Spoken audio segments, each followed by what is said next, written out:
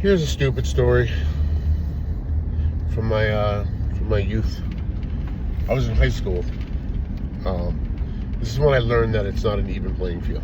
You know, maybe some of my self-esteem is wrapped up in this fact. You know what I mean? But this was like a mortifying and at the same time fascinating day for me.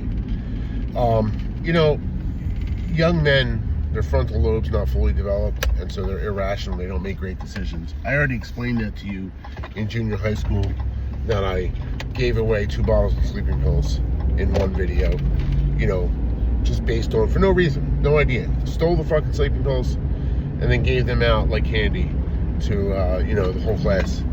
You know, sent a record number of people home from school. Don't have a good reason as to why I did it, but, you know, just seems to me that young males make bad decisions.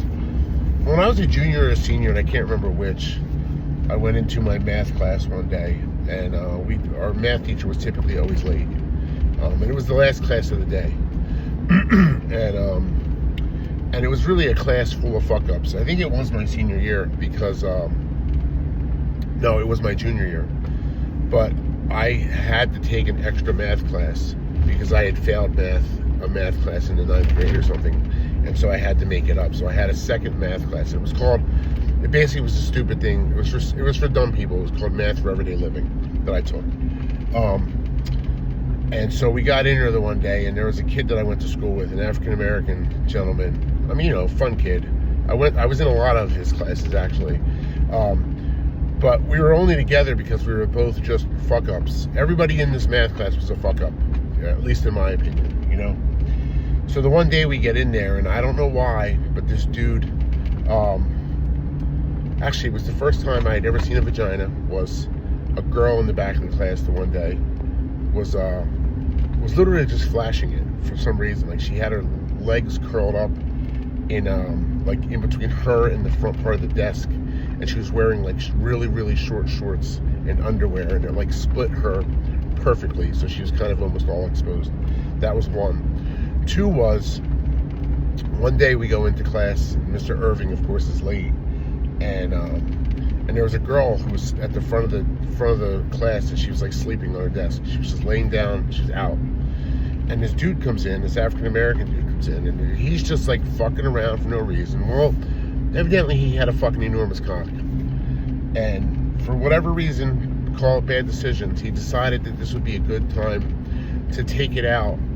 And first he slapped on the desk, which to my amazement, it fucking made a really solid sound. Like he was smacking something with substantial weight to it. And I already knew at that point that my life was over and this was not going to be an even playing field if this was my future competition in the dating world, right? Like that was, I was mortified. I really was. I knew what I was working with, and it fucking wasn't that. Well, anyway, to compound the bad decision making that he made, he then turns around and he walks up to the girl that's asleep on the desk, and he fucking just goes, fuck it, and he smacks her in the head with it twice. Actually, he hit her in the arm first, and then he hit her in the head with it, right? And when she woke up on the second one, she looked and she saw this enormous black cock in front of her, and she didn't know what to do. You know, she got all upset and she ran out of the class and whatnot. And, you know, class went on, no big deal. Well, he ended up being expelled from school for this, you know.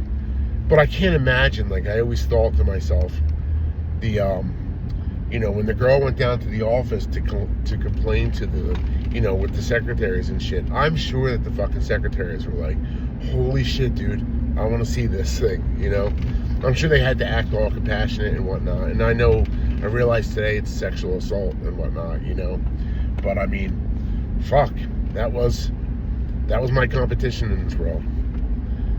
I don't know. Wonder what that dude's doing today. Probably doesn't have to do much, I would think. With a cock like that, could probably run the world, right? Thanks.